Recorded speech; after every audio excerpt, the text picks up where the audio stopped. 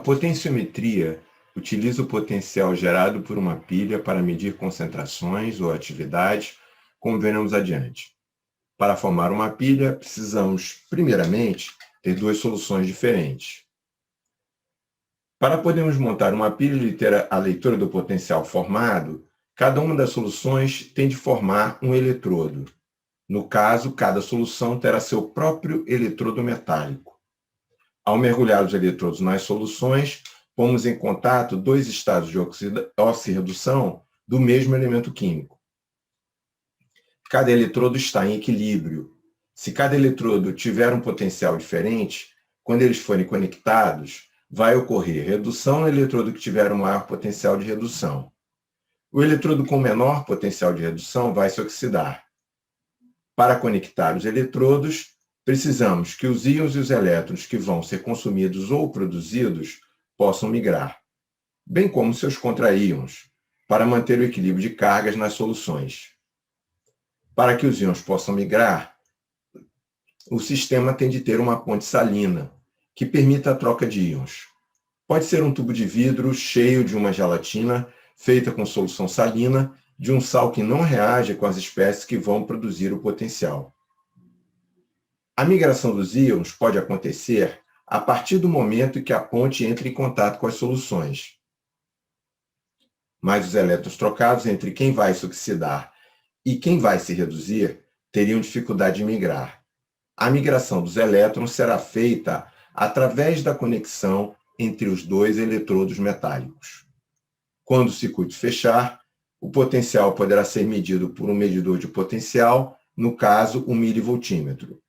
O potencial lido, que é negativo, menos 505 milivolts, nos informa que o potencial do eletrodo de prata, ligado no polo negativo do milivoltímetro, é maior que o potencial do eletrodo de cobre, ligado no polo positivo do milivoltímetro. Isto significa que os íons prata+, estarão sendo reduzidos a prata zero na superfície do eletrodo de prata. Que o cobre zero estará sendo oxidado a cobre mais 2 na superfície do eletrodo de cobre. Que os elétrons estarão fluindo do eletrodo de cobre para o eletrodo de prata. Que o excesso de ânions no eletrodo de prata vai caminhar para a ponte salina e para o eletrodo de cobre. E que o excesso de cátions no eletrodo de cobre vai caminhar para a ponte salina e para o eletrodo de prata. Mas o objetivo da potenciometria é medir concentrações ou atividades. Para isso, vamos usar como modelo inicial a equação de Nernst, que estabelece uma relação que vincula o potencial medido com os potenciais padrão de cada par redox, com o número N de elétrons trocados na reação e com as concentrações das espécies envolvidas na reação de oxirredução. Em potenciometria, um dos eletrodos será sempre conhecido e tomado como referência, ou seja, ele será o eletrodo de referência e será sempre ligado ao polo negativo do milivoltímetro. No caso, o eletrodo de prata tem concentração conhecida, potencial padrão conhecido e tabelado, e pode ter seu potencial calculado pela equação de Nernst. Em potenciometria, a solução que queremos determinar a concentração ou atividade do íon está sempre no eletrodo conectado ao polo positivo do milivoltímetro. O eletrodo da solução a ser medida será chamado de eletrodo indicador. Sabendo que o potencial do eletrodo de referência é 739,84 milivolts e que o potencial medido é 505 milivolts, menos 505 milivolts, o potencial do eletrodo indicador pode ser calculado, pois o potencial lido é o potencial do eletrodo indicador menos o potencial do eletrodo de referência.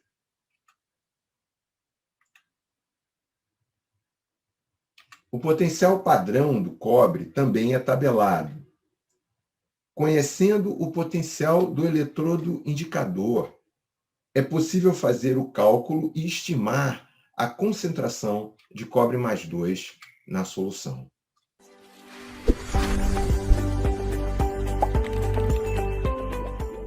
Vamos falar sobre a inadequação do modelo de Nernst para a potenciometria.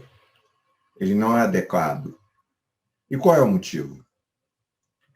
Na equação de Nernst, a única interação prevista é a do íon, cátion ou ânion com as moléculas de água. Ou seja, só existe solvatação, isto é, moléculas de água alinhadas como dipolo em relação ao íon. Na solvatação do ânion, a parte positiva do dipolo da molécula de água está voltada para o íon. Na solvatação do cátion, a parte negativa do dipolo da molécula de água está voltada para o íon. Mas a equação de Nernst não prevê a interação de um cátion chegando perto de outro cátion, ou a interação de um ânion chegando perto de outro ânion, ou a interação de um ânion chegando perto de um cátion, ou vice-versa. A equação de Nernst só leva em conta interações em soluções tão diluídas que praticamente só existem interações íon-dipolo ou íon-água e não existem interações íon-íon. Mesmo que o íon em análise esteja em baixa concentração, se houver outros íons em alta concentração, a equação de Nernst também não funciona. Mas é extraordinário que a equação de Nernst, uma equação que é inteiramente teórica, funcione tão bem em soluções diluídas com cátions e ânions. E é por isso que ela é nosso modelo inicial, mas que terá de ser aperfeiçoado. Para podermos finalmente chegar a um modelo que funcione para quaisquer concentrações totais de íons e com íons de todo tipo de carga, vamos ter que modificar a equação. Na equação para um eletrodo, que será adaptada da equação de Nernst, o potencial padrão não será o mesmo, e o fator de Nernst, 59,16 sobre N, poderá sofrer pequenas variações. Mas, antes de modificar a equação, vamos corrigir outros problemas que ocorrem nas medidas feitas numa pilha e resolver os erros inerentes à estimativa de concentração que já foi feita. O que acontece com o eletrodo de referência prata mais, prata zero, depois que a medida foi feita? A concentração de prata não é mais a mesma. Se mudou a concentração, o potencial do eletrodo de referência também mudou. Logo, este eletrodo é uma péssima referência. Além disso, a solução é relativamente concentrada e o cálculo do potencial deve estar errado, mesmo antes de ligarmos o eletrodo, já que a equação de Nernst não funciona nesta situação. Precisamos de um eletrodo de referência bem melhor. O eletrodo metálico de cobre até que é um eletrodo indicador razoável. As interferências são ouro, prata, platina e paládio, metais raros de você encontrar em amostras. Não há outros metais que reagiriam com o cobre metálico facilmente e ele é razoavelmente, então, seletivo. Mas ainda há interferência do oxigênio dissolvido na água, que precisa ser deslocado da solução borbulhando um gás inerte, como o nitrogênio. Mas, depois da medição, a concentração de cobre já não seria a mesma. É necessário, portanto, resolver o problema da concentração do analito ser alterada com a realização da medida. Quando o circuito elétrico fecha e existe fluxo de elétrons, isso significa que as concentrações estarão mudando com o tempo. A questão é, como medir o potencial sem alterar a concentração? A lei de Ohm é a lei básica que relaciona o potencial elétrico com resistência e corrente. Ou seja, não é possível medir o potencial sem haver corrente. Olhando a equação, no entanto, podemos ver que para o mesmo potencial, quanto maior a resistência, menor a corrente. A corrente pode ser tão pequena que, para efeitos práticos, a concentração não mudaria durante a medida. Em números, se a mudança na concentração de cobre por causa da corrente que passou for acontecer lá na faixa de 10 a menos 20 mol por litro, qual é a mudança de concentração nos eletrodos de prata e cobre do problema anterior? O equipamento vai perceber esta mudança infinitesimal? O potencial do sistema, em termos práticos, mudou? Assim, para medir o potencial sem alterar, em termos práticos, a concentração das espécies, o medidor de potencial tem de ter alta resistência interna. Vai precisar também de um circuito auxiliar de amplificação, já que a corrente que passa na pilha é tão ínfima que o equipamento precisa de alimentação externa para funcionar e apresentar os resultados no mostrador. Assim, todos os bons medidores de potencial para medidas químicas com eletrodos e que são encontrados no mercado terão essas características: uma enorme resistência interna e um circuito de amplificação alimentado externamente.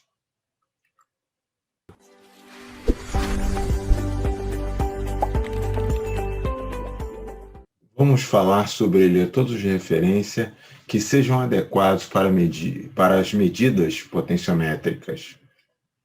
A qualidade essencial, primordial e prioritária que um eletrodo de referência tem de ter é um potencial constante. Outras características são até desejáveis, mas essa é a principal. Já vimos que o potencial lido no medidor é o potencial do eletrodo indicador menos o potencial de referência. O potencial do eletrodo indicador é relacionado com o íon que se quer determinar. Para que o potencial lido possa ser relacionado ao íon também, o potencial de referência tem de ser constante. Caso contrário, o potencial lido não vai estar respondendo somente ao íon em determinação. Mas como produzir um eletrodo de referência de potencial constante? O eletrodo de prata, coreto de prata, é o eletrodo de referência mais usado no mundo. Ele pode ter diversos formatos e um deles é este aqui. Ele tem sempre, obviamente, um fio de prata metálica, que, numa das extremidades, tem um recobrimento de coreto de prata obtido por ataque eletroquímico à prata para que não se desprenda com facilidade. O fio de prata e o recobrimento de coreto de prata na extremidade estão imersos na solução de KCl em alta concentração. Todos esses elementos estão contidos dentro de uma parede de vidro ou de material polimérico. A passagem de íons é feita por uma cerâmica porosa ou material poroso semelhante que faz o papel de ponte salina. Há um orifício que permite trocar a solução e compensar a pressão que vai aparecer pelo escoamento. Um acabamento polimérico e isolante na parte superior do eletrodo facilita a manipulação e mantém o fio de prata preso. E, por fim, um fio com isolamento vai permitir conectar o eletrodo ao medidor de potencial com alta resistência interna. Mas como é que o eletrodo funciona? Como ele consegue manter o potencial constante? Sabemos que há um equilíbrio de óxido-redução, onde a prata zero estará em equilíbrio com a prata mais da solução. Mas a presença de cloreto de prata sólido e cloreto em solução mostra que há também um equilíbrio de solubilidade presente. Associado a todo equilíbrio de solubilidade, há um produto de solubilidade, KPS, que é muito pequeno no caso do cloreto de prata. O que acontece se ocorrer redução no eletrodo de prata a cloreto de prata? A prata mais estará se reduzindo a prata zero. Mas isso desloca o equilíbrio de solubilidade do cloreto de prata, já que o KPS é constante. E há, então, dissolução de cloreto de prata para formar mais íons prata mais e suprir o que foi reduzido. Como a concentração de cloreto é muito alta, normalmente entre 1 e 4 mol por litro, e a corrente é muito baixa, a concentração de prata mais vai ser mantida constante pelo produto de solubilidade, KPS, e pela concentração de cloreto, que não vai mudar praticamente nada durante a medição. O que acontece se ocorrer oxidação no eletrodo de prata cloreto de prata? A prata zero estará se oxidando a prata mais. A oxidação também desloca o equilíbrio de solubilidade para formar mais cloreto de prata, precipitando o excesso de prata mais. Novamente, a concentração de cloreto é muito alta, a corrente é muito baixa e a concentração de prata mais permanece constante durante a medição. Temos, então, um jogo de equilíbrios. Quando o íon prata mais se reduz, o equilíbrio de solubilidade também é deslocado e supre os íons reduzidos a prata zero.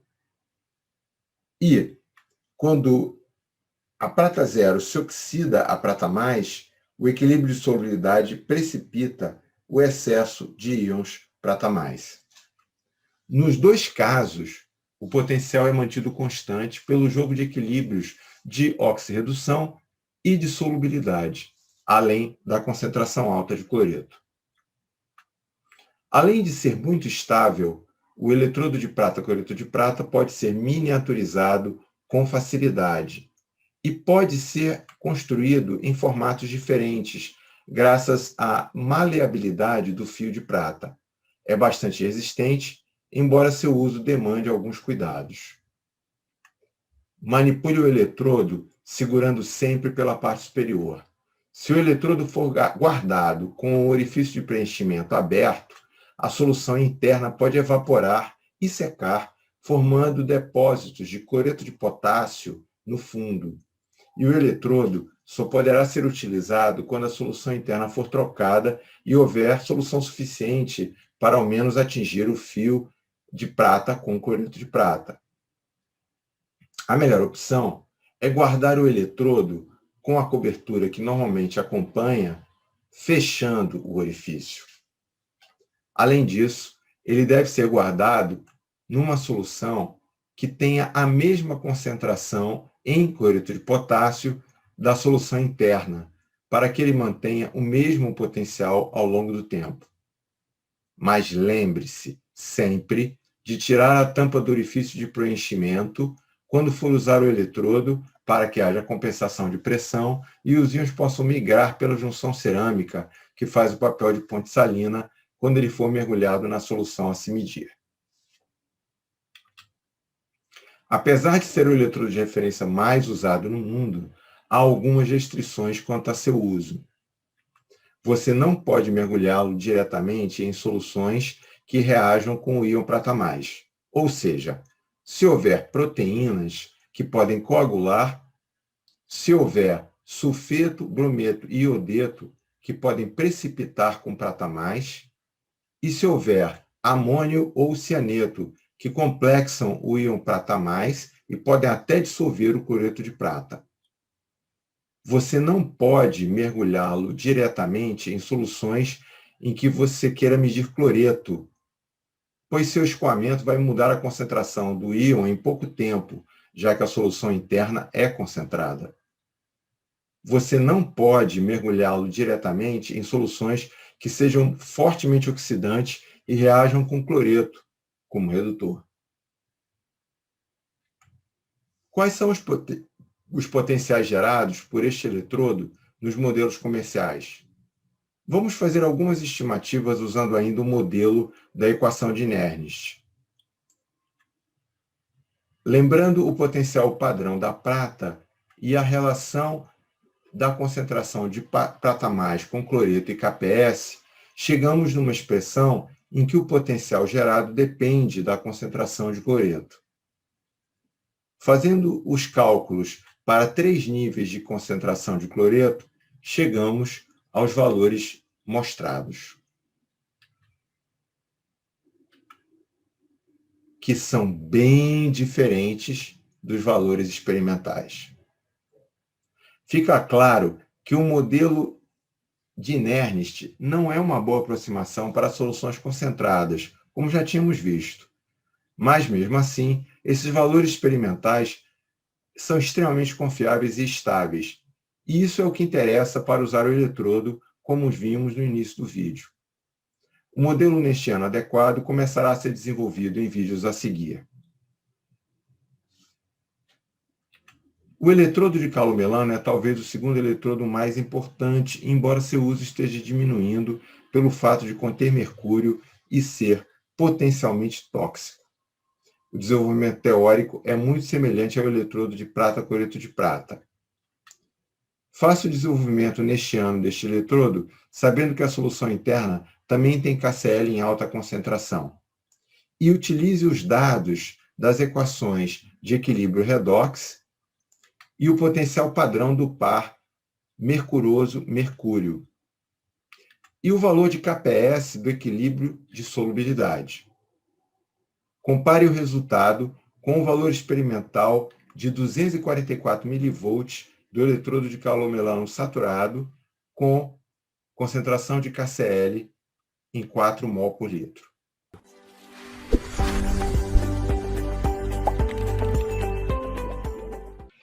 Vamos continuar falando mais um pouco sobre eletrodos de referência.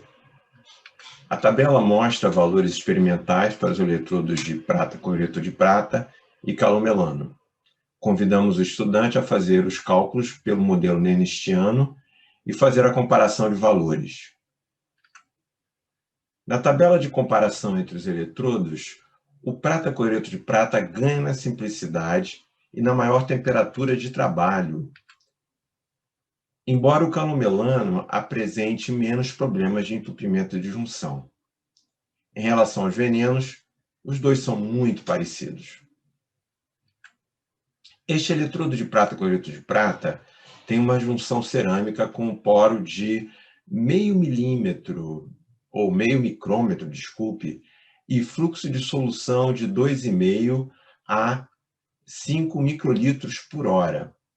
Não é adequado para uso contínuo em soluções fortemente alcalinas ou soluções com muito material em suspensão, pois é um tipo de diafragma que entope com facilidade e pode necessitar desmonte e limpeza, que é facilitado no modelo apresentado. Este é um outro exemplo de eletrodo desmontável com junção cerâmica. A junta esmerilhada móvel é um tipo de diafragma muito comum. A foto apresenta um eletrodo de prata-cloreto de prata com junção cerâmica em vermelho e junta esmerilhada móvel em amarelo. A necessidade da dupla junção, em alguns casos, será apresentada adiante. A junta esmerilhada móvel permite que a solução escorra e admite medidas em soluções com condutividade baixa. Na última foto, a junta foi levantada para esvaziar a solução interna. Embora na junta esmerilhada fixa não seja possível esvaziar a solução rapidamente, a solução vai sempre escorrer por essa junta. Observe que, neste modelo, o eletrodo de referência está protegido dentro de uma segunda câmara ligada por uma ponte salina em gel com a câmara mais externa. Estas fotos são de um eletrodo prata-cloreto de prata com diafragma ground joint.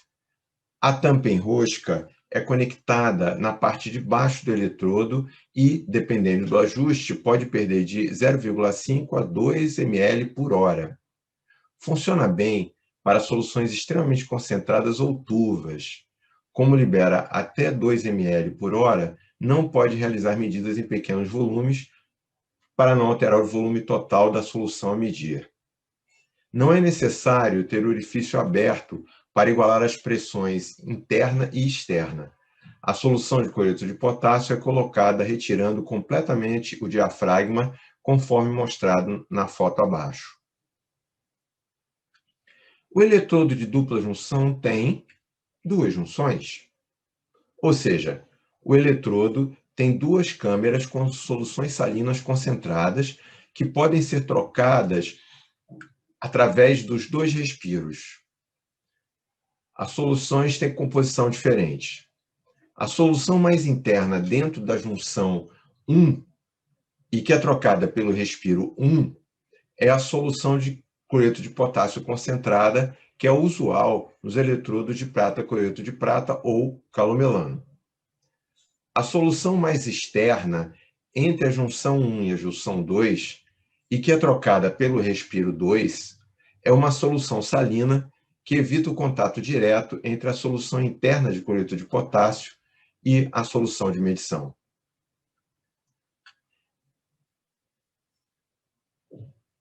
Quando a gente tem as duas junções, isso faz com que o eletrodo funcione em soluções que ele poderia contaminar no contato direto. Permite também que o eletrodo funcione em soluções que poderiam atacar o eletrodo.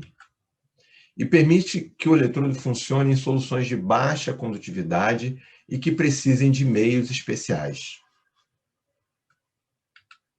Por exemplo, essa solução de nitrato de sódio ou sulfato de sódio concentrada vai permitir mergulhar o eletrodo em medições de cloreto, em soluções com oxidantes fortes e outros interferentes. Já essa solução etanólica com cloreto de lítio concentrado vai fazer com que as medidas em soluções orgânicas, em solventes orgânicos, sejam possíveis.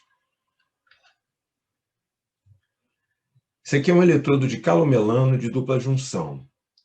A segunda foto mostra o detalhe do calomel com mercúrio e a pasta de cloreto mercuroso e cloreto de potássio. A terceira foto mostra os detalhes das junções que têm um tom amarelado. Somente deve-se mergulhar eletrodos de referência que tenham dupla junção quando as soluções para medir possam ser contaminadas ou possam contaminar o eletrodo. Ou então, mergulhe o eletrodo em outra solução. O eletrodo de referência usará uma ponte salina com um eletrólito inerte para estabelecer contato elétrico com a solução a se medir.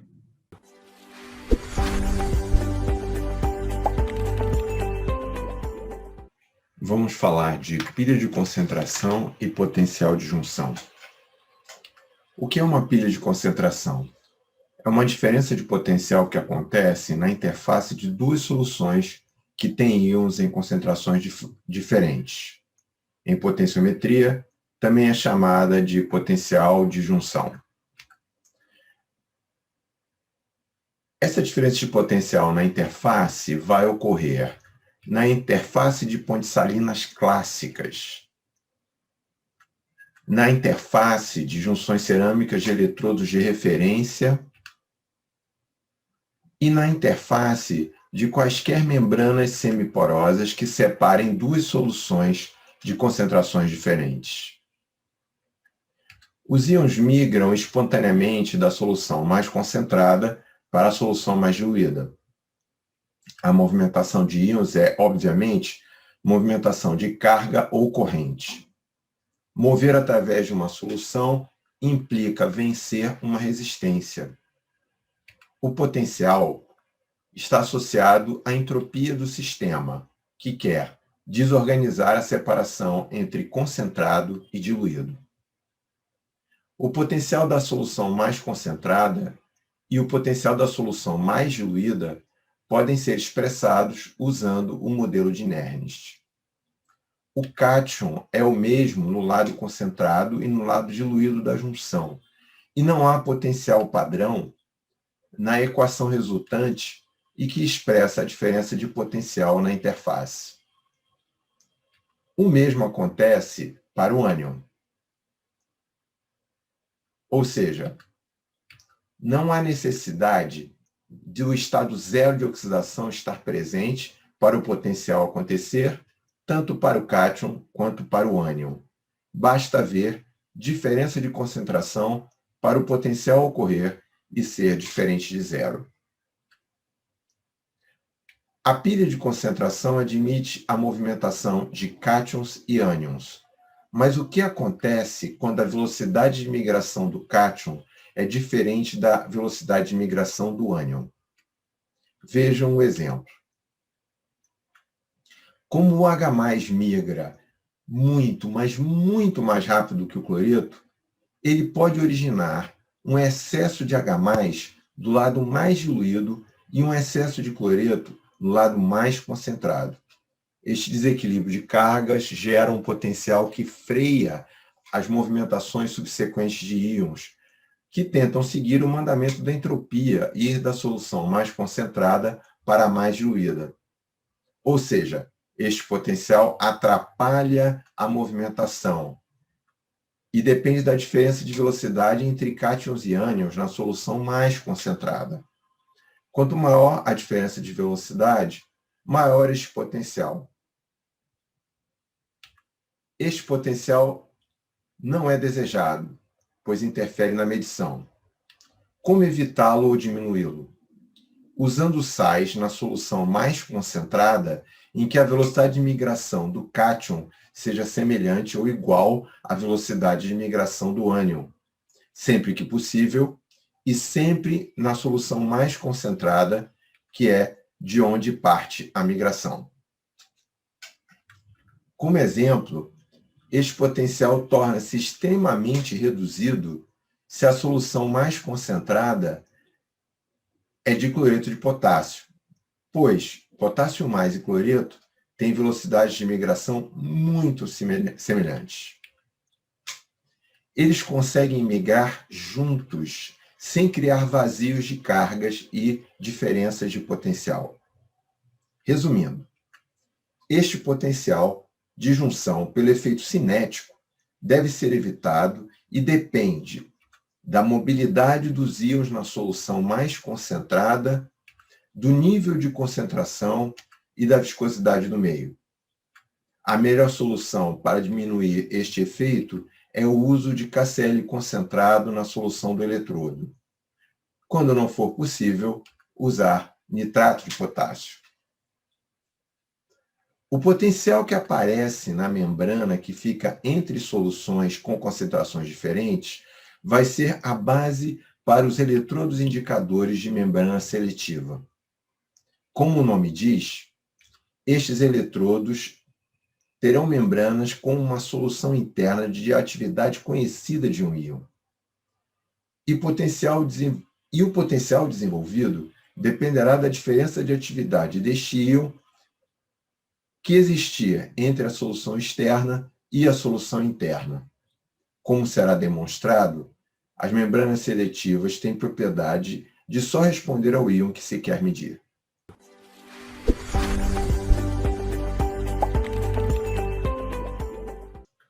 Vamos falar sobre o tipo mais comum de eletrodos indicadores, aqueles que usam membranas seletivas, com destaque para o eletrodo de pH, o melhor eletrodo de membrana. Os eletrodos indicadores de membrana seletiva vão se basear sempre na pilha de concentração. A grande diferença está na atuação da membrana, que vai ter resposta seletiva. A seletividade da membrana vai fazer com que apenas algumas espécies tenham interação e forneçam leitura de potencial na pilha de concentração. Como foi visto na pilha de concentração, haverá potencial para a diferença de concentração entre solução interna e externa do cátion para o qual a membrana é seletiva.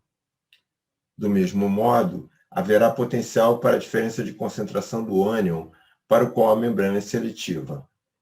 Mas o modelo matemático ainda terá de sofrer modificações para chegar numa condição de medição correta em condições experimentais reais e que sejam fora da condição de Nernst. Mas como é que a membrana torna-se seletiva? Os mecanismos de seletividade são específicos para cada espécie de íon e não há indicadores totalmente seletivos. Sempre existirá a possibilidade de interferência em alguma condição do meio em que ocorre a medição. O eletrodo de pH é considerado o melhor eletrodo de membrana e será descrito com algum detalhe. As figuras mostram alguns modelos de fabricantes tradicionais, começando pelo da Metron, Digimed, Endres Reuser e Thermo Fisher. O eletrodo de vidro é considerado o melhor eletrodo de membrana por ter a membrana mais seletiva de todas. Mas por que a membrana de vidro é tão seletiva ao íon H+? Estruturalmente, o vidro é um polímero amorfo, com proporção constante entre silício e oxigênio, e proporção variável de sódio. E ele não é um sólido na temperatura ambiente, mas um líquido de altíssima viscosidade. Nessa estrutura amorfa, íons sódio podem sair para dar lugar a íons H+.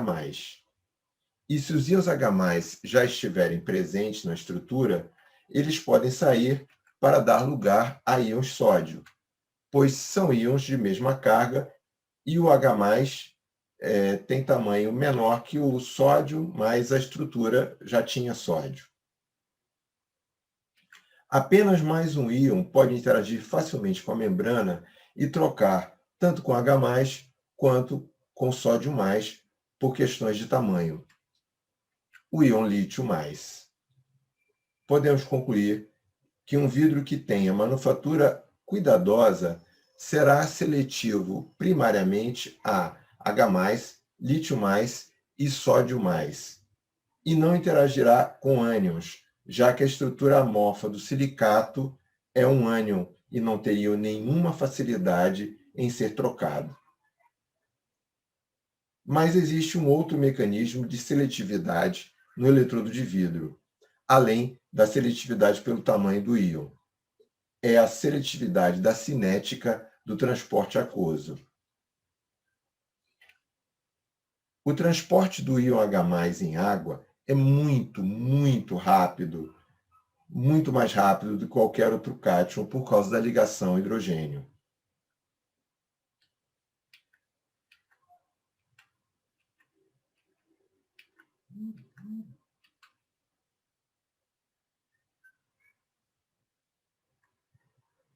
Qualquer outro cátion se move na água arrastando suas águas de solvatação pelo meio da massa d'água.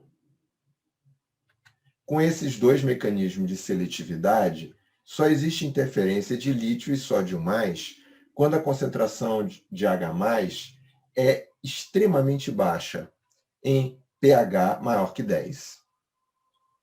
Para diminuir esta interferência, é possível utilizar vidros que já tenham lítio parcialmente na sua composição e, por conseguinte, tenham sítios de interação onde não entra o íon sódio+. Como o lítio+ é um íon bastante raro de aparecer em amostras, a diminuição da interferência do sódio+ possibilita eletrodos de vidro que conseguem medir sem interferência de sódio+ até pH 12. Mas não é possível construir vidros inteiramente com lítio na composição, pois a viscosidade do vidro abaixa muito e ele não se comporta mais como um pseudo-sólido. Mas como é construído este eletrodo? Bom, ele é um bulbo de vidro conectado num tubo de vidro, que pode ser também de plástico, embora seja mais fácil que seja tudo vidro. Mas a parte sensível às variações de H+, e que tem a propriedade de trocar rapidamente com o meio, é somente o bulbo de vidro. Dentro do bulbo, há uma solução concentrada de cloreto de potássio, tamponada em pH 7, e um eletrodo de referência de prata, cloreto de prata. Os íons H+ da solução aquosa que se quer medir vão interagir com a membrana do bulbo de vidro e penetrar na camada de gel superficial que se forma na superfície do vidro. A concentração destes íons na membrana, na condição de equilíbrio, depende do pH da solução. Na parte interna, acontece o mesmo fenômeno. Mas, como a solução interna é tamponada em pH 7, a concentração dos íons H+ no gel da membrana interna é sempre a mesma. Se a solução externa for ácida, a concentração de H+ será maior na parte externa da membrana.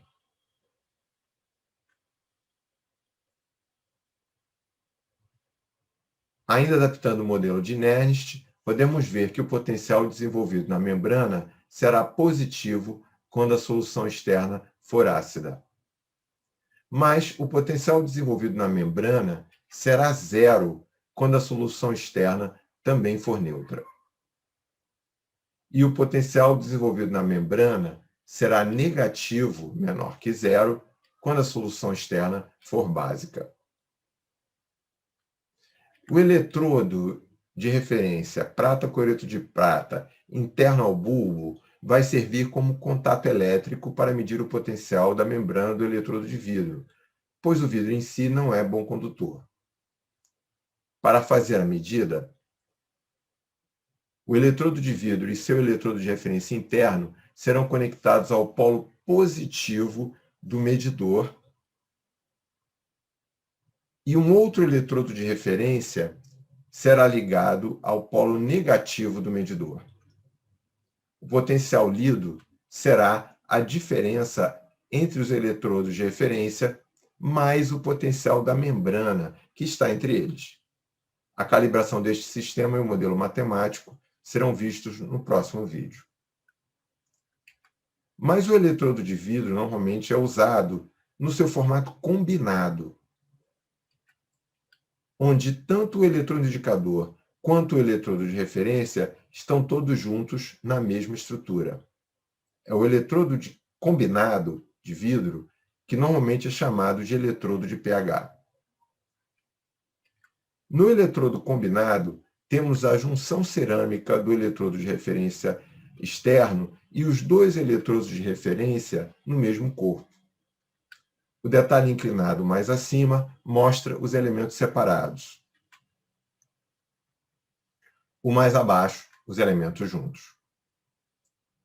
O cabo do eletrodo é coaxial, isto é, há um cabo dentro de outro, com isolamento entre eles, para ler os sinais elétricos dos dois eletrodos de referência, sendo que o sinal da membrana vem junto com o sinal do eletrodo de referência mais interno, no fio mais central. A última figura mostra um sistema completo e guardado na solução de cloreto de potássio.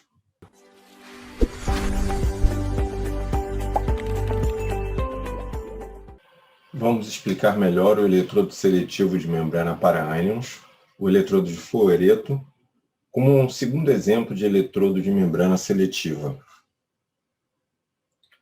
A membrana seletiva do eletrodo de fluoreto é um cristal único de fluoreto de lantânio contaminado ou dopado com európio mais 2. A inserção de európio mais 2 distorce a estrutura do cristal. A distorção, no entanto, permite a migração muito lenta de íons fluoreto por dentro da estrutura.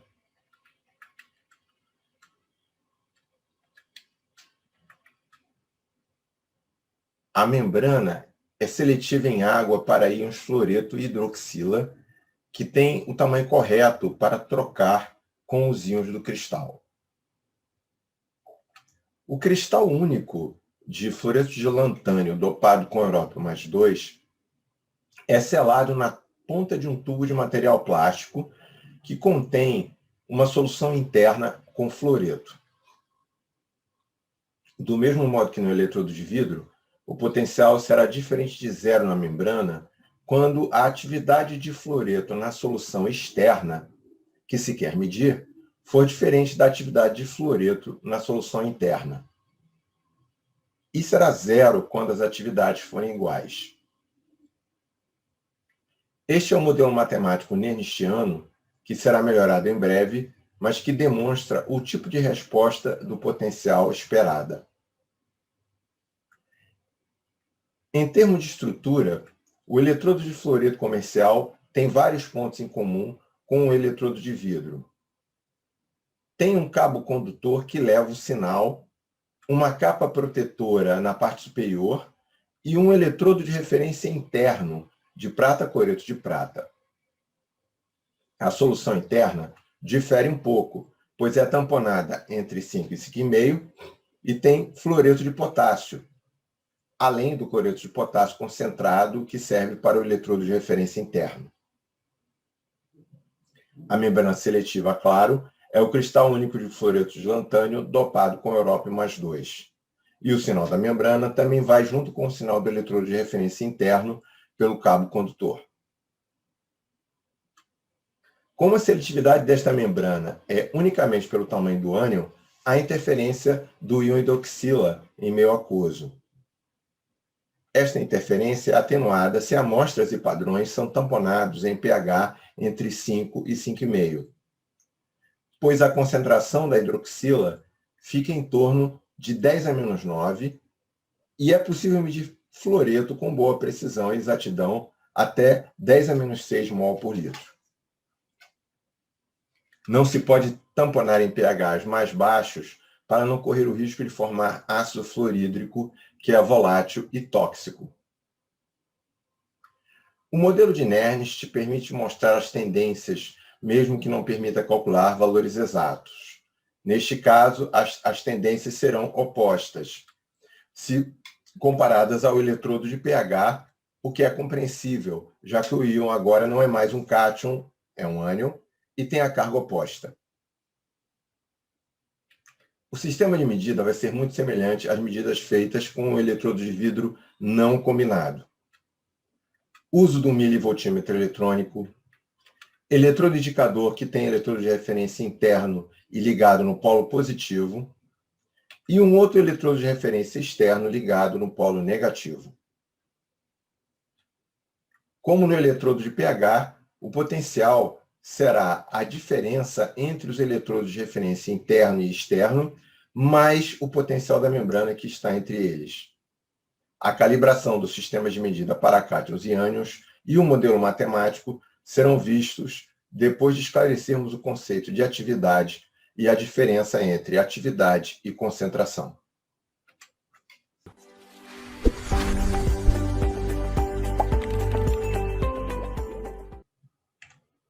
Vamos explicar o conceito de atividade e a curva de calibração de eletrodo para medir a atividade usada em potenciometria.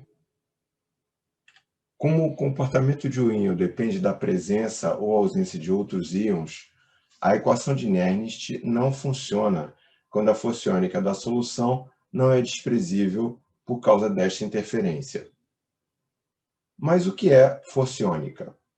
A definição de força iônica mostra que ela depende da concentração e do quadrado da carga.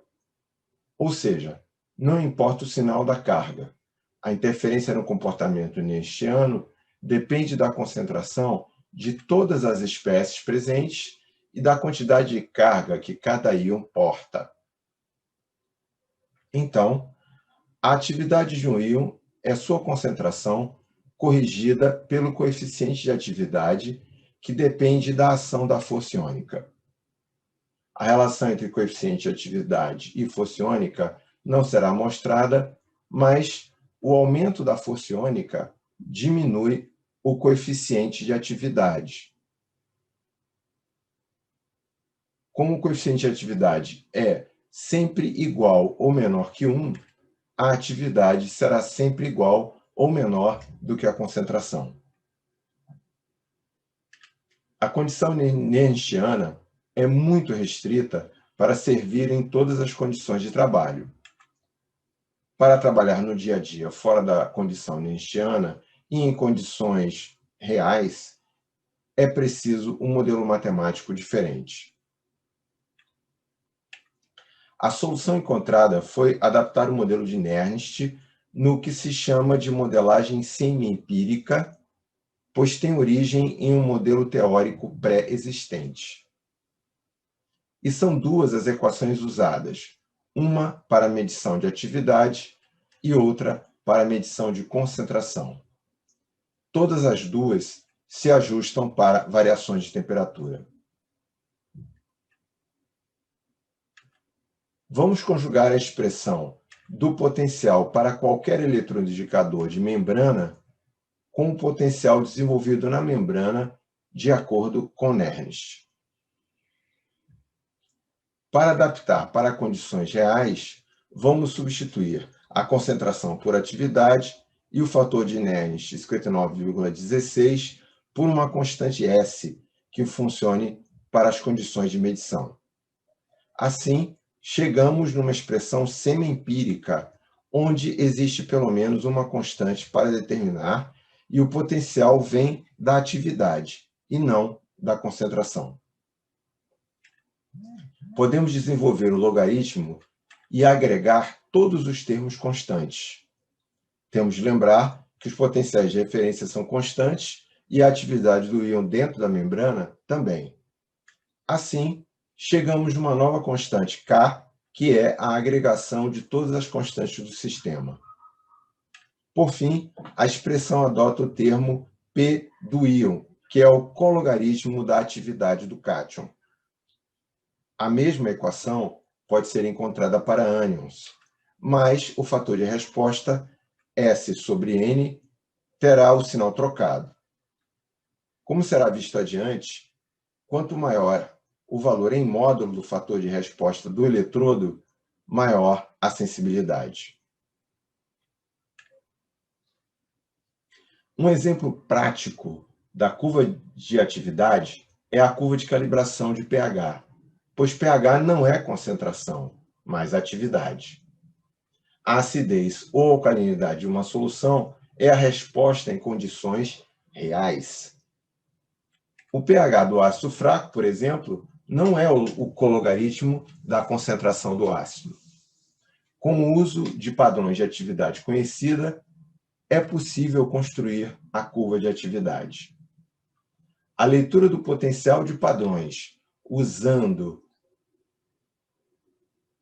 o sistema experimental que foi desenvolvido até agora e o cálculo da regressão linear comparando pH nominal versus a leitura em milivolts geram uma equação do primeiro grau. Conforme o modelo, na equação obtida, Y é o delta lido. X é o cologaritmo da atividade do íon H+. O coeficiente angular é menos 53,378. E como o valor de S está próximo do valor de Nernst, vamos considerar que N igual a 1, como esperado. O coeficiente linear é 411,9. E chegamos na equação do sistema de medida. O coeficiente de determinação mostra que os padrões estão muito bem alinhados como reta, o que indica que o modelo pode funcionar bem e que há alta qualidade em todos os tampões. Aplicando a equação na leitura da amostra, chegamos no valor de 2,33. A calibração de multipontos mostrou que o modelo pode funcionar muito bem, mas ela é razoavelmente trabalhosa. Como é que os equipamentos, no lugar de medirem em milivolts, já fornecem habitualmente a leitura direta em pH? O procedimento usual para que o equipamento possa fornecer a leitura direta do pH tem algumas etapas. Normalmente, são usados apenas 2 padrões, o número mínimo de pontos para gerar uma reta. Sempre inclui o padrão 7, ou valor próximo, que é o centro da escala, e um segundo padrão, escolhido de acordo com a natureza ácida ou básica da amostra. O equipamento gera a curva internamente e passa a mostrar no display o pH calculado a partir da leitura em milivolts. Usando os dados da curva de calibração, é possível estimar a resposta do equipamento na calibração feita com 2 pontos. A estimativa obtida para uma calibração feita com os padrões de pH 4 e 7 mostra um resultado ligeiramente diferente para a amostra. Por outro lado, usando os padrões de pH 2 e 7, a estimativa obtida é muito mais próxima do resultado com a calibração multipontos. Se um dos padrões estiver muito ruim, a medida será bem longe do valor real. Mas, com padrões de boa qualidade, pequenas variações são aceitáveis. Os equipamentos atuais comparam o coeficiente angular encontrado com o coeficiente angular de Nernst, fazendo a correção de temperatura. O exemplo mostrou que as 2 calibrações feitas encontram resultados aceitáveis. A porcentagem do fator de resposta é sempre mostrada no visor digital dos equipamentos atuais após terminar a calibração de 2 pontos.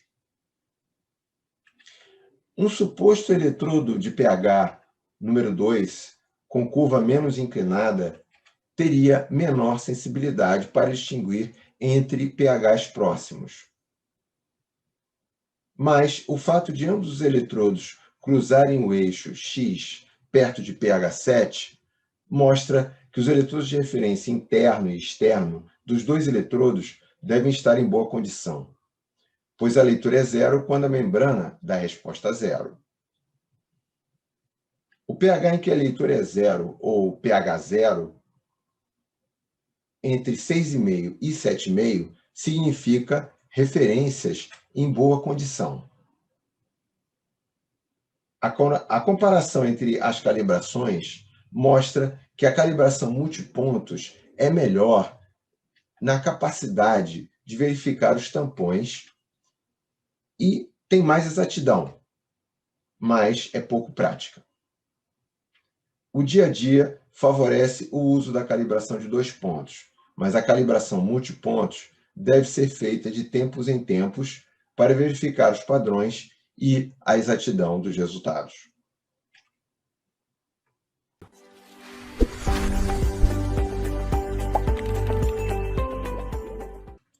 Vamos explicar como obter a curva de calibração de eletrodo para medir concentração usada em potenciometria. Como medir concentração no lugar de medir atividade? Podemos voltar na equação para cátions e substituir a atividade do íon pelo produto do coeficiente de atividade multiplicando a concentração. O fato da expressão ser logarítmica permite separar o produto em 2 parcelas somadas. Se for possível manter o coeficiente de atividade constante em todas as medições de padrões e amostras, a soma da constante da equação de atividade com o termo que contém o coeficiente de atividade torna-se, na verdade, uma nova constante. Assim, chegamos numa equação em que o delta-helido pode ser relacionado diretamente com o cologaritmo da concentração.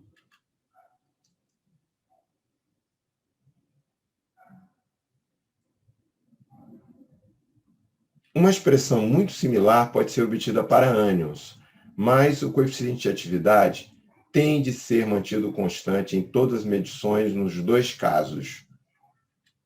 Como isso pode ser feito? Um coeficiente de atividade torna-se constante se a força iônica do meio permanecer constante em todas as medições. Isto pode ser obtido com a adição de um nivelador de força iônica. Mas o que é um nivelador de força iônica? É uma solução concentrada com sais, mas que não contém o íon em análise. Não reage com este íon ou com qualquer outro componente da matriz de amostra. Pode ter tampão num pH determinado e é acrescentada em todos os padrões e em todas as amostras. Para preparar padrões nivelados em fluoxiônica, vamos mostrar este exemplo de padrões de cloreto, preparados a partir de uma solução mãe de cloreto de potássio 0,2 mol por litro, mas usando um nivelador de fluoxiônica de nitrato de potássio a 2 mol por litro. A tabela mostra os padrões tanto na notação em P'(Cl), que é menos log da concentração de cloreto, quanto expressos em concentração. Tem também os volumes adicionados de solução-mãe, de nivelador de fluoxiônica, NFI, o volume final, a concentração do sal do nivelador na solução final e a concentração total de sal em cada solução depois de preparado. Dá para notar que a variação da concentração total de sal em cada padrão pode ser desprezada, mesmo que a concentração do analito mude 100 vezes do padrão mais diluído para o padrão mais concentrado. Este esquema pictórico ilustra o preparo dos padrões. É muito importante que a balança analítica usada para pesar os sais no preparo da solução-mãe e do nivelador tenha a precisão adequada. No preparo dos padrões, os volumes da solução-mãe devem ser tomados com boa precisão e exatidão, com pipetas devidamente calibradas. No caso do fluoreto, o preparo dos padrões é sempre um pouco mais complicado pela necessidade de ajustar o pH. Por isso, os niveladores são tampões com fluoxiônica alta, conhecidos como TSAB, da sigla em inglês. Também é muito comum introduzir agentes complexantes no TSAB para complexar cátions e impedir que o fluoreto complexe os cátions e seja então liberado para medição porque o TSAB segura os cátions. Isso faz com que existam diferentes tipos de TSAB para diferentes tipos de amostra. Como eles são bem mais caros que niveladores comuns, também é bastante usual fazer preparos com quantidades menores para diminuir os custos, como neste exemplo aqui. Na representação pictórica do preparo desses padrões, como pode ser visto, os volumes são bem menores. Depois dos padrões preparados, é possível fazer a leitura dos padrões e construir a curva de calibração do eletrodo por concentração. Para fazer a leitura da amostra, também é necessário fazer tratamento similar com uma diluição grande para garantir que a solução final tenha força iônica semelhante aos padrões. Conforme o modelo na equação obtida, Y é o delta lido, X é o cologaritmo da concentração do íon fluoreto, o coeficiente angular é 57,403. Como o valor de S está próximo do valor de Nernst, vamos considerar que N igual a 1, como esperado para o íon fluoreto. O coeficiente linear é menos 122,46. E chegamos na equação do sistema de medida. O coeficiente de determinação mostra que os padrões estão muito bem alinhados como reta, o que indica que o modelo funciona bem e que há alta qualidade em todos os padrões. Aplicando a equação na leitura da amostra, chegamos no valor de PF' de 3,10 e numa concentração de 7,91 vezes 10 a menos 4 mol por litro. Como a amostra sofreu uma diluição de 100 vezes no tratamento, a concentração na amostra original é 7,91 vezes 10 a menos 2. A calibração de muitos pontos novamente mostrou que o modelo pode também funcionar muito bem com nivelador e com determinação de concentração. Vamos fazer algumas observações gerais sobre a curva de concentração. O valor de R² permite estimar a qualidade geral do preparo dos padrões. Um padrão mal preparado ficará visível no gráfico da curva. Testes estatísticos podem confirmar se é um valor aberrante para ser tirado do cálculo posterior. As correções de temperatura para a constante de Nernst continuam valendo. A comparação da porcentagem de S também continua válida e permite determinar o estado geral do eletrodo indicador, qualquer que seja o íon que ele determine. Não existem eletrodos de membrana trivalentes, mais 3 ou menos 3, comerciais, devido à sua baixa sensibilidade com S dividido por 3. É sempre recomendável fazer amostras em triplicata para prevenir erros grosseiros no preparo, pois elas dariam um desvio padrão alto para a triplicata se houver erro grosseiro no preparo das amostras supostamente iguais. O uso do nivelador de força iônica NFI implica sempre fazer grande diluição da amostra com ele, para garantir que a força iônica seja muito similar entre amostra ou amostras e padrões. Mas isso também impede determinar amostras dentro do limite de detecção do eletrodo, mas que estejam muito próximas desse limiar.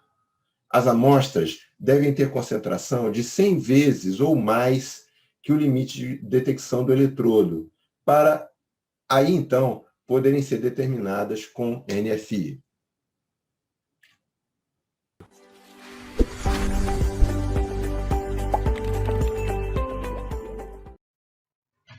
A técnica de adicionar analito na própria matriz da amostra é muito utilizada em química analítica para evitar alguns tipos de interferência.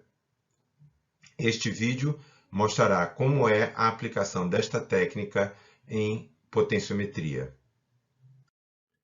Vimos que o potencial medido responde, na verdade, à atividade. E a relação da atividade com a concentração para cátions e ânions é regulada pelo coeficiente de atividade, que depende da força iônica do meio. Assim, a calibração e as medições têm de ser feitas com força iônica constante, para que se possa medir concentração. As medidas de concentração e calibração com força iônica constante geram equações que estabelecem uma relação logarítmica entre o potencial lido e a concentração. Há algumas maneiras de manter o coeficiente de atividade constante durante as medições. Vamos comparar dois modos de alcançar essa constância. A maneira 1 é a mais comum, mas implica que a amostra tem de estar relativamente bem concentrada, pois haverá muita diluição. A maneira 2 dá um pouco mais, mas não muito mais trabalho, e consegue atingir concentrações mais baixas. Assim, a adição de padrão traria a possibilidade de alcançar limites de detecção mais baixos. Para chegar no resultado final, no entanto, a maneira 2 tem um desenvolvimento matemático na potenciometria mais complexo que a maneira 1, e mais complexo ainda que em outras técnicas instrumentais que também usam adição padrão. Existem algumas pré-condições operacionais para conseguir fazer a adição de padrão em potenciometria com mais facilidade e com sucesso. O volume de adição tem de ser muito menor que o volume da solução de amostra acrescentada de nivelador. A solução adicionada deve ter baixa quantidade de íons quando comparada ao volume de solução de amostra com nivelador. Sob essas duas condições, a variação de volume e de força iônica durante as adições poderão ser desprezadas no cálculo, como mostraremos a seguir. Cabe observar que os volumes de amostra e os volumes de adição deverão ser conhecidos e ter boa precisão para que o cálculo forneça resultados quantitativos também com boa exatidão e precisão. A equação do delta-Elido pode ser colocada num formato que vale para cátions e ânions, lembrando que o termo S troca de sinal quando mudamos de cátion para ânions e vice-versa. Antes da adição, a concentração inicial desconhecida do íon num volume inicial V0 pode ser expressa como C0. Depois da adição de um volume Vp conhecido de uma solução de concentração Cp conhecida de padrão, a nova concentração é a quantidade C0V0 somada à quantidade CpVp e dividida pelo volume total V0 mais Vp. Como a variação de Forciônica foi desprezível, o coeficiente de atividade continua o mesmo nas duas equações e situações de antes e de depois da adição. Podemos agrupar as duas equações e fazer a operação da primeira equação menos a segunda. Na subtração, o termo K menos S log de gama é cancelado e obtemos a equação da diferença entre os potenciais de depois e de antes da adição do analito na solução. Podemos colocar o fator de resposta S em evidência e obter uma equação mais compacta. A diferença entre os logaritmos pode ser transformada no logaritmo de uma divisão, onde o termo C0 vai para o denominador da fração dentro do logaritmo da nova equação. Se V0 é muito maior que Vp, a soma V0 mais Vp pode ser aproximada para apenas V0. Logo, a subtração de ΔE1 menos ΔE2 pode ser desenvolvida e simplificada, eliminando o termo C0V0 do numerador da fração, pois ele é igual ao denominador. Prosseguindo no desenvolvimento, o fator de resposta pode ser colocado do outro lado da equação. Para eliminar o logaritmo, podemos aplicar a função exponencial de base 10 dos dois lados da equação. Por usarmos logaritmo decimal, o termo da esquerda torna-se 10 elevado à expressão que contém os potenciais e o termo da direita perde o logaritmo. Esta última equação, a equação de adição padrão em potenciometria em destaque, pode ser aplicada nas medições para chegar na concentração inicial da amostra, como vamos mostrar. Mas, para aplicá-la, é preciso obter o fator de resposta S, que vem da curva de calibração do eletrodo para usar na equação de adição de padrão.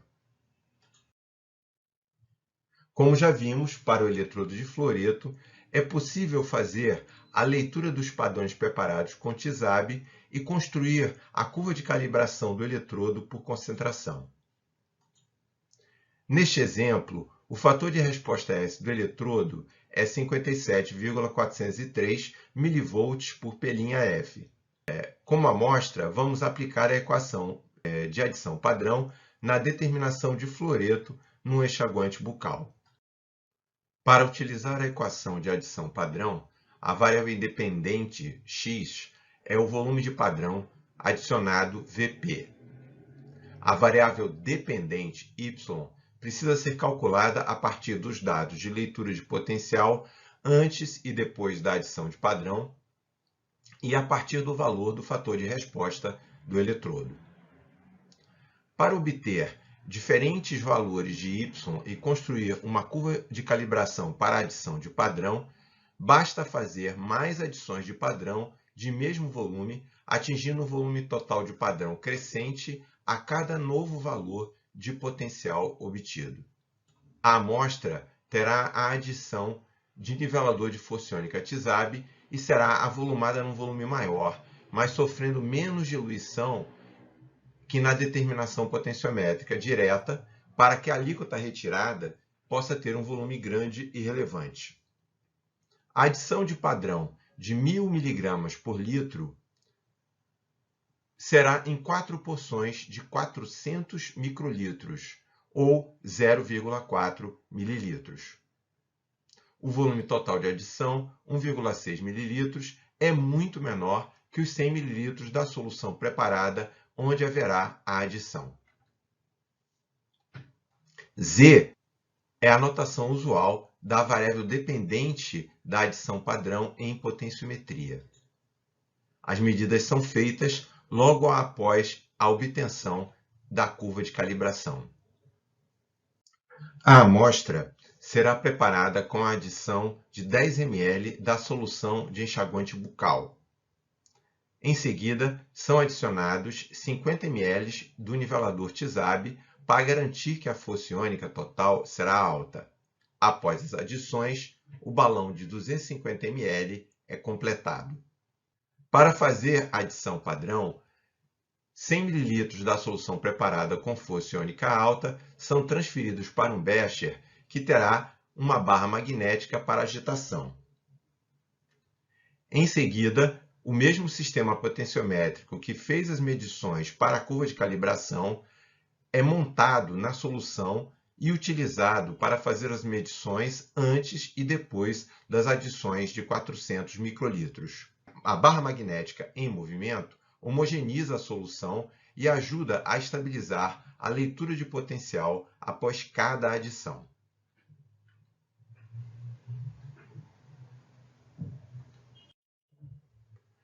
Os dados obtidos antes e depois das adições e necessários para a resolução e também as leituras de potencial podem ser colocadas numa planilha eletrônica. Os cálculos e o gráfico para a curva de adição padrão podem ser feitos com a ajuda da planilha. A variável independente é o volume de padrão e a variável dependente é Z.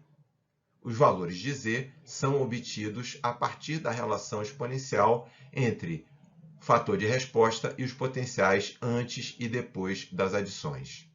Na equação obtida de acordo com o modelo, o coeficiente angular é a divisão da concentração do padrão adicionado pelo produto da concentração do analito com o volume de amostra. Assim, deduzimos que a concentração do analito pode ser obtida pela divisão de Cp, concentração de padrão, pelo produto do coeficiente angular com o volume de amostra. Substituindo os valores, chegamos a 8 mg por litro na solução de leitura. Como o fator de diluição para chegar na solução de adição e leitura foi de 25 vezes, a concentração de fluoreto no enxaguante bucal é de 200 mg por litro, isto é, 8 vezes 25.